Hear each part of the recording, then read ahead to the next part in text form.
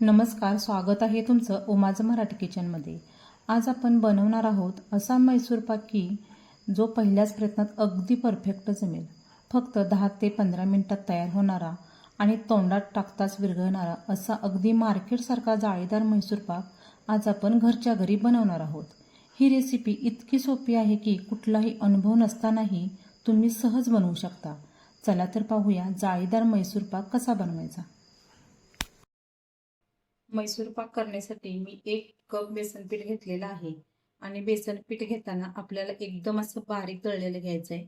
जर तुम्ही मोठं जर पीठ घेतलं तर मैसूर पाक आपला बिघडू शकतो।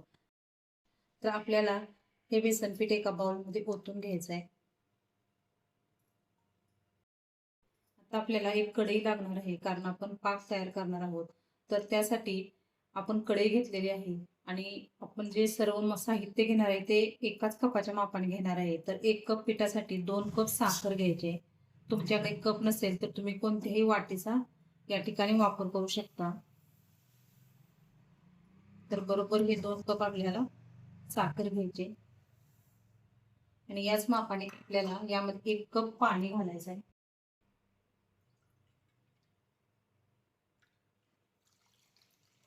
आणि याचा आपल्याला एक तारी असा पाक तयार करून घ्यायचा आहे। आता एका भांड्यामध्ये 1 कप तूप आणि 1 कप तेल घालूया। तुम्ही नुसतं तूप किंवा नुसतं तेल जरी वापरलं तर काही हरकत नाही।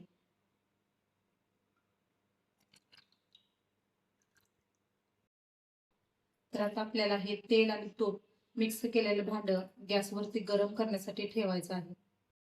तर एका बाजूला तूप आणि तेल आपण गरम करायला ठेवलेलं आहे आणि एका बाजूला पाक करण्यासाठी ठेवलेला आहे। तर आपल्याला याचा एक तारी असा पाक तयार करून घ्यायचा आहे।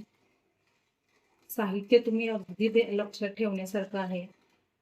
तर याचं प्रमाण म्हणजे 1 कप पिठासाठी 2 कप साखर, 1 कप पाणी आणि 2 कप तूप किंवा तेल आपल्याला या ठिकाणी वापरायचं आहे। म्हणजे आपला मैसूर पाक एकदम परफेक्ट अगदी मार्केट सारखा होतो।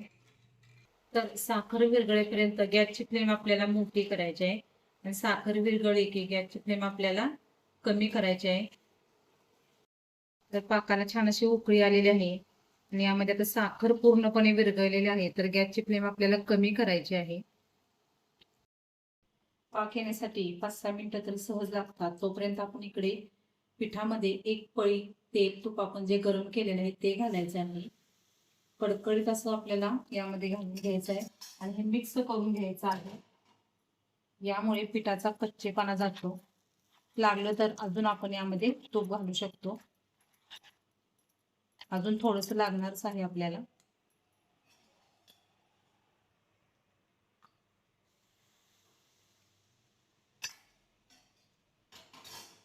हे आता व्यवस्थित असं मिक्स करून घेते। यामुळे मैसूर पाक आपला असा कच्चा लागणार नाही, एकदम असा चविष्ट खुसखुशीत असा लागणार आहे। तेल तूप यामध्ये व्यवस्थित असं मिक्स झालेलं आहे आणि यामध्ये अजिबात ढिकळे वगैरे नाही। एकदम प्लेन असं हे आपलं मिश्रण तयार झालेलं आहे। हे मी विस्करनं फेटून घेतलेलं आहे। तुम्ही विस्कर नसेल तर चमच्याने सुद्धा हे मिक्स करू शकता। आपल्याला अजून एक पूर्वतयारी करून घ्यायची आहे। ती म्हणजे मैसूर पाक आपण कशामध्ये सेट करणार आहे त्या भांड्याला असं तेल किंवा तूप लावून घ्यायचं आहे। तर मी तूप लावून घेतलेलं आहे। तर मध्यम आचेवरती 4-5 मिनिटं मी असं हलवत हलवत याला पाक तयार केलेला आहे। तर आपल्याला एक तारी पाक तयार करून घ्यायचा आहे। थोडीशी अशी तार पकडली की आपल्याला यामध्ये पीठ घालून घ्यायचं आहे आणि लगेच हे आपल्याला हलवून घ्यायचं आहे। आपल्याला हे पाकामध्ये पीठ पूर्ण असं व्यवस्थित मिक्स करून घ्यायचं आहे। हे सर्व करताना गॅसची फ्लेम आपल्याला एकदम कमी ठेवायची आहे। तर या पाकामध्ये पीठ आपलं व्यवस्थित असं मिक्स झालेलं आहे। तर आपण एका बाजूला जे तेल तूप कडक ठेवलेलं आहे, गरम करायला ठेवलेलं आहे, त्यातील पळीवर आता आपल्याला यामध्ये घालून घ्यायचं आहे। असं 1-1 मिनिटाच्या अंतरावरती आपल्याला यामध्ये एक कडकडीत गरम असं तूप ओतून घ्यायचं आहे आणि एकसारखं असं हलवत राहायचं आहे। ते तूप आपल्याला अजिबात थंड घालायचं नाही, एकदम कडकडीत असं घालायचं आहे, म्हणजे म्हैसूर पाकला छान अशी जाळी सुटते. हे आता व्यवस्थित मिक्स झालं की लगेच आपल्याला दुसरी पळी यामध्ये ओतून घ्यायची आहे. ही प्रोसेस आपल्याला 5-6 वेळा करायची आहे. आपलं जे तूप आहे मिक्स करून घेतलेलं तूप आणि तेल ते संपेपर्यंत आपल्याला यामध्ये ही प्रोसेस करत राहायचंय.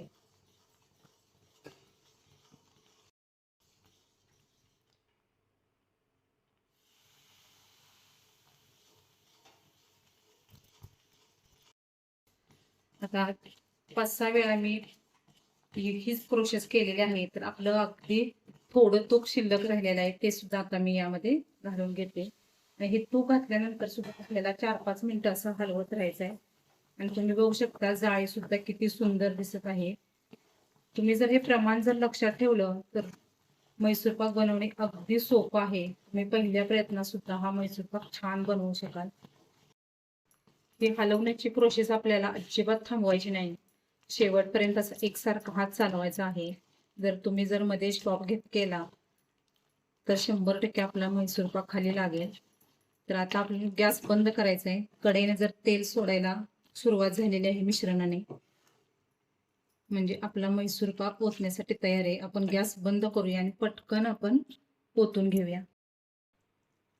ओतायला थोडा जरी वेळ झाला तर हे मिश्रण लगेच कढईमध्ये सेट होतं आणि याला हलवायची वगैरे गरज नाही, फक्त असं आपल्याला ताटामध्ये हे ओतून ठेवायचं आहे.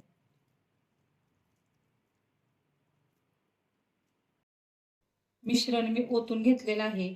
आता आपल्याला हे हात लावण्या इतपत थंड करून घ्यायचं आहे. अगदी 5 मिनिटात हे हात लावण्या इतपत थंड झालेलं आहे. आपल्याला आता याचे काप घालून घ्यायचे. जास्त थंड झाल्यानंतर याचे काप व्यवस्थित होत नाहीत. या स्टेजमध्ये आपल्याला असे काप लहान मोठ्या आकाराचे तुम्हाला कसे हवे असतील त्यानुसार घालून घ्यायचे.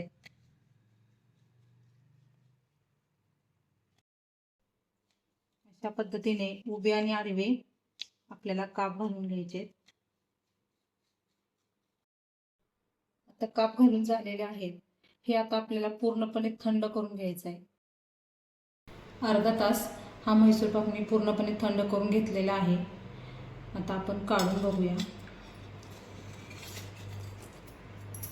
तुम्ही बघू शकता खूप सुंदर अगदी जाळीदार असा आपला म्हैसूर पाक तयार झालेला आहे. तुम्हाला एक मी फोडून दाखवते. आतपर्यंत बघा किती सुंदर अशी जाळी आलेली आहे. एकदम सॉफ्ट, मऊसूत आणि जाळीदार असा आपला म्हैसूर पाक झालेला आहे. तुम्हाला माझी ही आजची रेसिपी आवडली असेल तर व्हिडिओला एक लाईक मात्र नक्की करा आणि चॅनेलवरती नवीन असाल तर चॅनेलला सबस्क्राईब करा. पुन्हा भेटूया असंच एका नवीन रेसिपीसोबत. तोपर्यंत बाय बाय.